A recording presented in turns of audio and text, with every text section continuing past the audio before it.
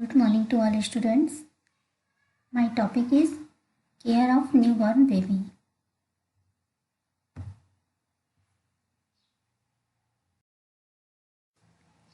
Introductions of newborn baby. मतलब introduction क्या है, न्यूबॉर्न बेबी क्या होता है, जब एट बर्थ मतलब जब बेबी डिलीवर्ड हो जाता है, बेबी के डिलीवर्ड होने के बाद हम क्या करते हैं 28 डेज तक उसको अच्छे से ऑब्जर्वेशन में रखा जाता है। इमीडिएटली उसको केयर प्रोवाइड की जाती है, रूटीन केयर प्रोवाइड की जाती है। एट होम उसको केयर जो होता है वो प्रोवाइड किया जाता है। ठीक है, इसमें डेफिनेशन में भी लिखा है कि जो न्यूबॉर्न बेबी होता है, जो इन्फेंट होता है, वो एट बर्थ से लेकर 28 डेज के बर्थ तक, ठीक है, उसको क्या किया जाता है, अच्छे से रखा जाता है, जो मैंने बताया भी, केयर्स की जाती है। एम्स मतलब जो केयर ऑफ न्यूबॉर्न है उसके लिए हमारा क्या लक्ष्य होता है, जो रिस्पायरेशन रेट रहती है, श्वसन दर रहती है, उसको इस्टेब्लिशमेंट करना, उसको निर्धारित किया जाता है। जो हाइपोथर्मिया के केसेस होते हैं, ठीक है, जिसमें टेम्परेचर बहुत ज़्यादा लो हो जाता है, उससे हमको प्रिवेंट करना है, बचाना चाहिए। थर्ड नंबर है establishment of the breast feeding. Breast feeding को स्टार्ट करवाना चाहिए। Identification of the congenital malformation.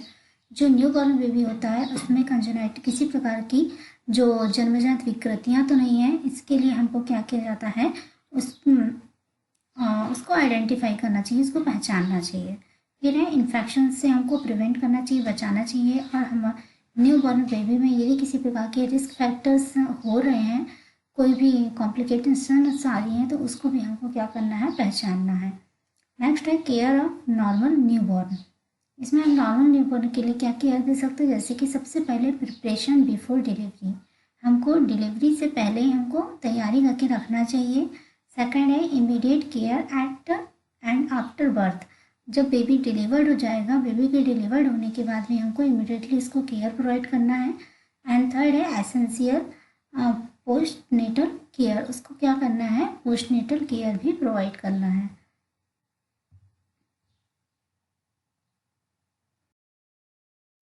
जैसे केयर ऑफ न्यूबॉर्न बेबी, ये जो होता है वो टू टाइप से टू पार्ट्स में, दो भागों में डिवाइड होता है, जिसमें कि पहला बोला जाता है immediate care of newborn baby और सेकंड है routine care of the newborn.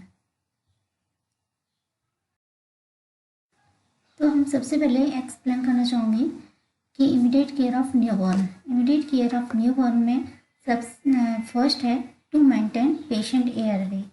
Second है मॉनिटरिंग ऑफ वाइटल साइन, क्या किया जाता है, जैविक चिन्हों का उसमें निरीक्षण किया जाता है। थर्ड नंबर है maintenance of normal body temperatures, शरीर का तापमान सामान्य बनाए रखने के लिए मेंटेनेंस किया जाता है। फिर नेक्स्ट है केयर ऑफ द अम्बिलाइकल कॉर्ड।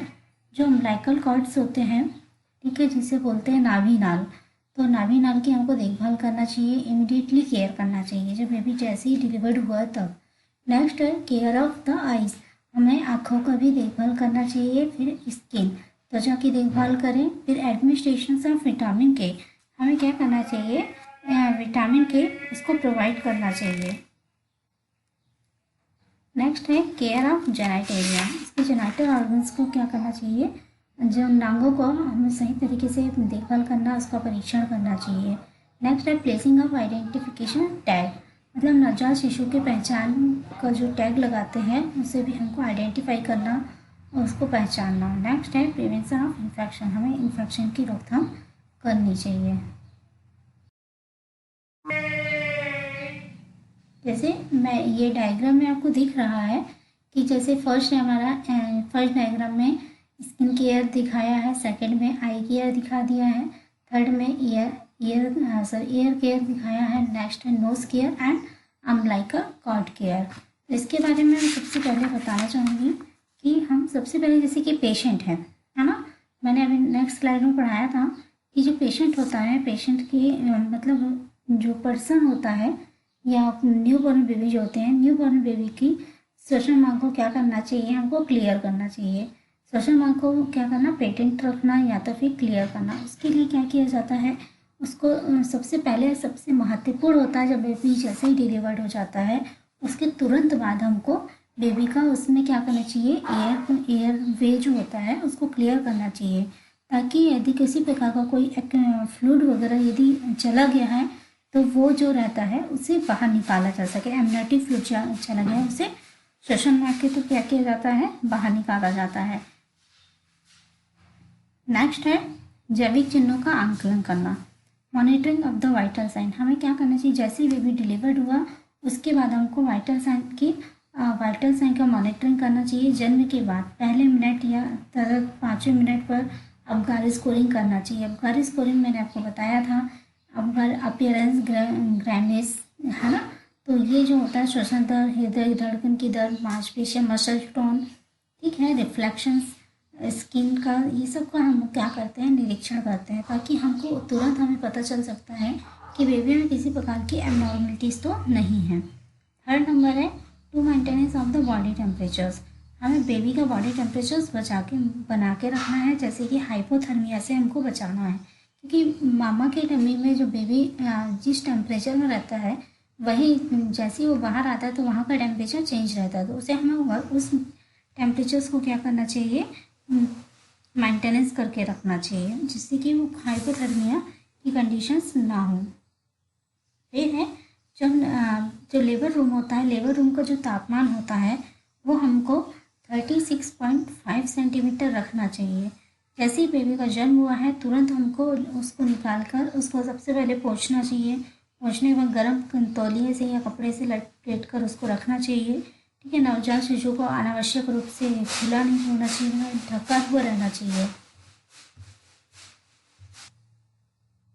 नवजात शिशु को माँ के सीने से लपेट चिपका कर उसे रखना चाहिए, जिसे एकदम एक बोला जाता है कंगारू मदर केयर, है ना, KMC। कंगारू मदर केयर जो होता है वो माँ अकेले ही नहीं दे सकती, बल्कि उनके जो फादर्स होते हैं, बेबी के जो फादर होते हैं वो भी उसको दे सकते हैं। यदि हम क्या कर रहे हैं, बेबी का एग्जामिनेशन कर रहे हैं या रिसब्सिटेशन की आवश्यकता हो, तो हमें तुरंत उसको क्या करना चाहिए, रेडिएंट वार्मर का उपयोग करना चाहिए, जो कि हीटिंग बल्ब का या तो फिर रेडिएंट वार्मर का उपयोग करके हम उसको नॉर्मल टेम्परेचर में बेबी को ला सकते हैं। और शीघ्र ही हमको माँ को क्या बोलना चाहिए कि वो ब्रेस्ट फीडिंग के लिए उसे एंकरेज करना चाहिए माँ को। नेक्स्ट है, इसमें डायग्राम आपको दिख रहा है कि एक नर्स है जो कि क्या कर रही है, अम्बिलिकल कॉर्ड की केयर कर रही है। तो care of the umbilical cord हम क्या करते हैं, जैसे ही नाभि को क्या क्या करा जाता है, क्लैंप करते हैं और काटना, ठीक है। नाभि नाल को काटने से पहले 2 स्थानों पर हम क्या करते हैं, क्लैंप कर देते हैं। और क्लैंप करने के बाद उसको, जैसे कि पहला हम लोग ने यदि उसको बांधा है तो उसमें नाभि में लगभग 2.5 सेंटीमीटर की दूरी पर उसको बांधना चाहिए, और दूसरा वाला जो होता है वो 5 सेंटीमीटर की दूरी पर बांधना चाहिए। मतलब जो अम्बिलिकल कॉर्ड होता है, अम्बिलिकल कॉर्ड को हम कितना सेंटीमीटर काटते हैं, पहला क्लैंप कहाँ करते हैं, फर्स्ट क्लैंप 2.5 सेंटीमीटर में, और सेकंड जो क्लैंप किया जाता है वो 5 सेंटीमीटर दूरी पर किया जाता है।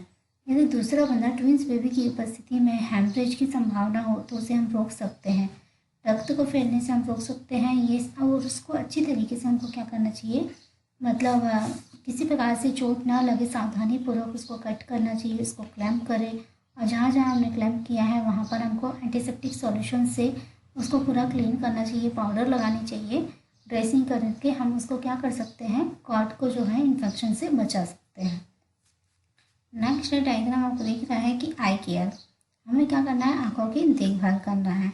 तो जन्म के तुरंत बाद जो नवजात शिशु होता है उसकी आँखों में हम नॉर्मल सलाइन से क्या करेंगे, जो रुई होती है, जो कॉटन होता है, कॉटन की सहायता से हम क्या करते हैं, उसको सही तरीके से उसको पूरा आँखों को क्लीन करना चाहिए। हमेशा आँखों को, ये जो हमारा, मैं यहाँ लेज़र के थ्रू दिखा रही हूँ आपको, ये हमारा इनर जो कैंथस होता है, इनर कैंथस से क्या करते हैं हम लोग, आउटर कैंथस, इनर कैंथस से आउटर कैंथस की और उसको साफ किया जाता है। प्रत्येक आँख को अलग अलग कॉटन स्वैब से इसको साफ करना चाहिए।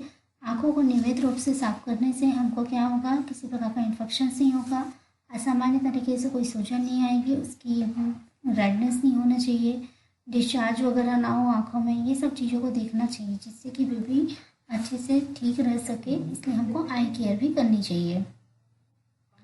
नेक्स्ट डायग्राम देखिए आप, स्किन केयर, है ना। स्किन केयर में क्या किया जाता है, त्वचा की उसमें देखभाल कराई जाती है। जैसे ही बेबी डिलीवर्ड होता है उसके बाद हमको तुरंत ट्रे पे लेकर उसे साफ तौलिए से उसको साफ करना चाहिए। फिर हमारे जो फोड़े होते हैं रुई के, उससे हमको पूरी तरीके से क्या है उसकी पूरी बॉडी को साफ करना चाहिए। और साफ करने के बाद तुरंत हमको उसका जो बॉडी होता है उसकी बॉडी को एक्सपोज नहीं करना चाहिए, बॉडी को ढककर रखना चाहिए। जो बेबी के शरीर से म्यूकस या ब्लड या और प्रकार के जो बहुत सारे ऐसे स्त्राव होते हैं जो निकलते हैं, तो उसे हमें सावधानीपूर्वक पोंछना चाहिए। और स्किन को हमको ज़्यादा तेज़ी से नहीं रगड़ना चाहिए, त्वचा को हमेशा शुष्क रखना चाहिए, ठीक है। और हाइपोथर्मिया से बचाना चाहिए। इसीलिए हाइपोथर्मिया से बचाने के लिए नवजात शिशु को 24 से 48 घंटे तक बाथिंग नहीं कराई जाती, स्नान नहीं करवाया जाता है। नेक्स्ट है हमारा आई केयर, जो कि मैंने अभी दिखा दिया कि आई केयर भी हम लोग इसी तरीके से क्लीन करते हैं। कॉटन सब को लेकर या एयरबड्स को लेकर हम क्या करते हैं, उसको पूरा क्लीन किया जाता है। वैसे ही नोज़ केयर होता है।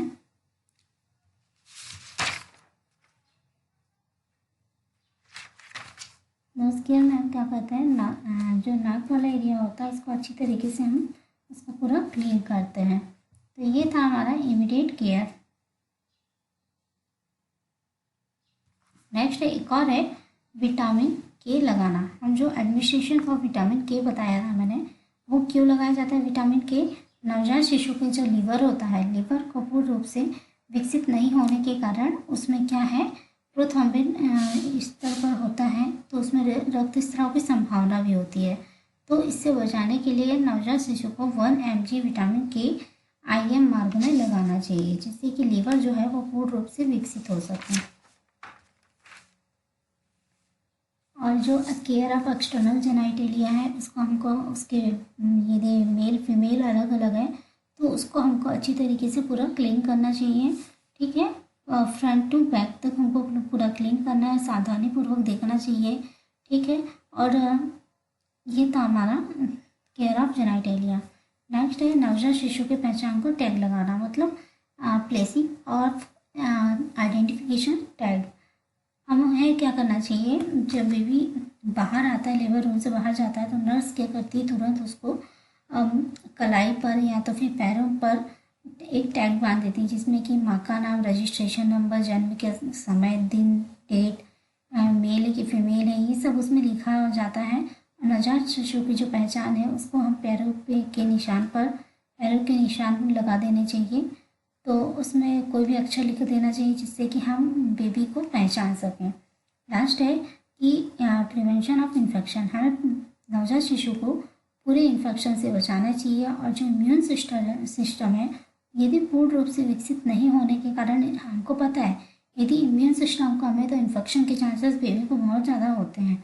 हमको सबसे ज़्यादा इम्यून सिस्टम को उसको क्या करना है, स्ट्रॉन्ग बनाना है।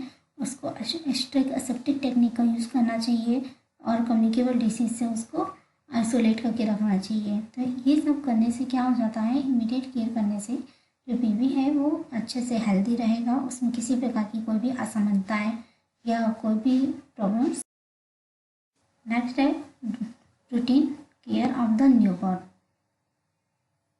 Routine care of the newborn में सबसे पहले आता है रूमिंग इन, है ना। तो हम रूटीन केयर कब करेंगे, मतलब डे बाई डे हम डेली उसका क्या करना है, हर दिन उसका केयर करना है। तो उसके लिए मैं अभी बताना चाहूँगी कि हमको जैसे कि इसका वाइटल साइन क्या करना, वाइटल साइन चेक करना चाहिए, ठीक है, पेशेंट का, और उसकी टेम्परेचर्स को बना के रखना है, कॉट की क्लैम्प करना, जो अभी मैंने इमीडिएट में बताया वही चीज़ों को हम डेली में भी ला सकते हैं। जैसे अम्बिलिकल कॉर्ड का केयर करना, स्किन केयर करना, आई केयर करना, नोज़ केयर करना, ठीक है, इन्फेक्शन से बचाना, केयर ऑफ जेनाइटेलिया का उपयोग करना, ठीक है। ये सब केयर करना हमको इमीडिएट और रूटीन दोनों में किया जाता है। तो सबसे पहले आता है इसमें रूमिंग इन। रूमिंग इन के अंदर ये जल्दी ब्रेस्ट फीडिंग के लिए हमको प्रारंभ कर देना चाहिए, ठीक है। जो माँ होती है और नवजात शिशु होते हैं, दोनों के बीच में एक इमोशनल बॉन्डिंग हमको बनाना चाहिए। माँ की एंजाइटी को भी कम करता है ये, जो जब बेबी माँ के पास रहता है तो उससे क्या होता है, जो मदर की जो एंजाइटी होती है वो बहुत कम हो सकती है। तो ये हमारा रूमिंग इन के अंदर।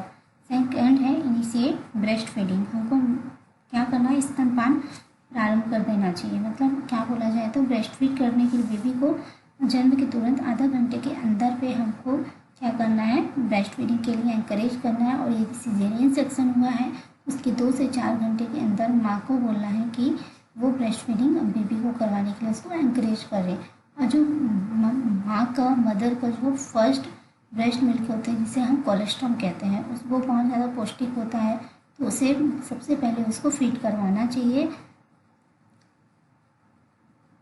और उसको ब्रेस्ट फीडिंग कैसे करवाई जाती है, उसको कैसे टेक्निक्स होती है, क्या एडवांटेज होते हैं, कितने टाइम में करवाई जाती है, ये सब के बारे में उसको अच्छी तरीके से एनकरेज करना चाहिए, उसको एजुकेट करना चाहिए।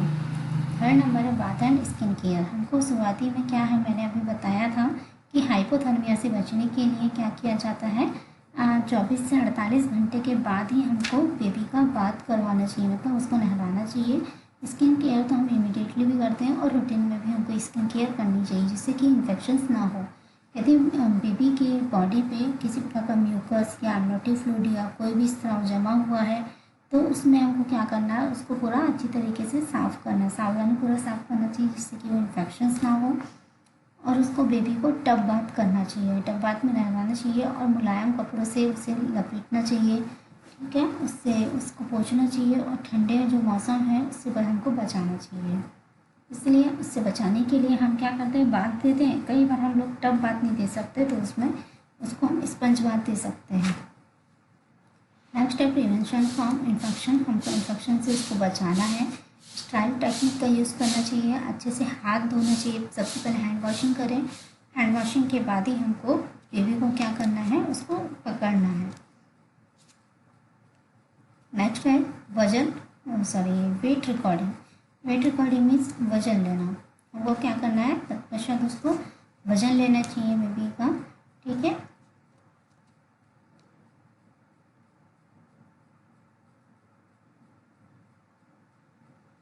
नेक्स्ट है इम्यूनाइजेशन। क्या करना चाहिए, इम्यूनाइजेशन टीकाकरण करवाना चाहिए। जैसे कि जन्म के समय नवजात शिशु को कौन कौन से टीके लगते हैं, BCG का टीका लगता है, OPV का टीका लगता है एंड हेपेटाइटिस B का जो फर्स्ट डोज है वो लगा देना चाहिए। BCG वैक्सीन जो होती है वो ट्यूबरक्लोसिस से बचने के लिए, TB से बचने के लिए दी जाती है। OPV जो होता है उससे पोलियो डिसीज़ होती है उसकी रोकथाम के लिए दिया जाता है। और जो हेपेटाइटिस B होता है वैक्सीन, इसमें हेपेटाइटिस B की बीमारी जो होती है उसकी रोकथाम के लिए लगाई जाती है। तो इम्यूनाइजेशन में BCG, OPV और हेपेटाइटिस का टीका लगाया जाता है। BCG किस लिए लगाया जाता है, TB से बचने के लिए, OPV पोलियो से बचने के लिए, और हेपेटाइटिस B जो वैक्सीन होते हैं वो हेपेटाइटिस B की रोकथाम के लिए लगाया जाता है। नेक्स्ट है एडवाइस ऑफ मदर। हमको माँ को अच्छी तरीके से क्या है एडवाइस देनी चाहिए, जैसे कि अच्छे से वो ब्रेस्ट फीड करवाए, ठीक है, बेबी को अच्छी तरीके से डेली रूटीन केयर में रखें। फिर देने के व्यवहार को उसको नोट करना चाहिए कि वो कैसे फीड कर रहा है, कैसे वो सो रहा है, रो रहा है कि नहीं, एलिमिनेट कर रहा है कि नहीं, एक्टिविटीज़ कर रहा है कि नहीं। तो ये सब चीज़ों को माँ को जो है वो नोट करना चाहिए। फिर फॉलोअप केयर देनी चाहिए, ठीक है। उसको यदि किसी प्रकार की यदि कोई कॉम्प्लिकेशंस आते हैं तो तुरंत अपने घर में उपचार न करके डायरेक्ट उसको डॉक्टर के पास ले जाना चाहिए। ये सब उसको अच्छी तरीके से सलाह देनी चाहिए। नेक्स्ट है identification of early sign of disease. इसमें क्या किया जाता है, नवजात शिशु जो होता है जब अस्पताल से डिस्चार्ज होता है तो उस समय उसके बाद दिन में 2 बार सिर से लेकर पैर तक उसका परीक्षण करना चाहिए, की पहचान करनी चाहिए, उसका उपचार करना चाहिए। और जिससे कि हमको बीमारी के शुरुआती चिन्हों के लक्षण का हमको परीक्षण करना चाहिए, जैसे कि फीडिंग का नहीं कर पाना। बेबी कई बार क्या होता है फीडिंग नहीं कर पाता है, तो फीडिंग के लेने से यदि मना कर रहा है तो उसका हमको परीक्षण करना है। फिर हो सकता है बेबी बहुत ज़्यादा रोता है, ये हमको ईयरली साइन दिखते हैं, ठीक है, डिसीज़ के अत्यधिक रो रहा है या जन्म के तुरंत बाद 24 घंटे के बाद वो मेकोनियम पास नहीं कर पा रहा है, या तो फिर उसके जो सांस लेने में उसको क्या हो रहा है, जो नॉस्ट्रल्स होते हैं नियर नेज़ल फायरिंग्स होते हैं वो क्या हो जाते हैं, फैल जाते हैं। उसके बाद जन्म के तुरंत बाद 24 से 48 घंटे के अंदर यदि वो यूरिन पास आउट नहीं कर पा रहा है तो ये सब चीज़ों को हमको क्या करना है, नोट करना चाहिए। And clothing of the baby. Baby के हर मतलब पर डे में हर दिन उसका क्या करना है, हमको कपड़े को तुरंत 2 से 3 बार उसके कपड़े को चेंज करना है और ज़्यादा गीले कपड़े में बेबी को लपेट कर नहीं रखना चाहिए। तो ये था हमारा daily routine care of the newborn. जैसे मैंने अभी बताया था कि हम क्या है इसमें इस diagram first diagram breast feed करवाने के लिए इंक्रीज करना है। सेकंड, उसका वेट चेक करें, उसके क्लॉथिंग को देखें कि क्लॉथिंग वो कैसे पहन रहा है। फिर नेक्स्ट है ये बाथ वगैरह टब बाथ बेबी को दिया जाता है, जिससे कि ये सब करने से क्या होता है, इन्फेक्शन से बच सकते हैं, साथ में बेबी को क्योर कर सकते हैं सकता है।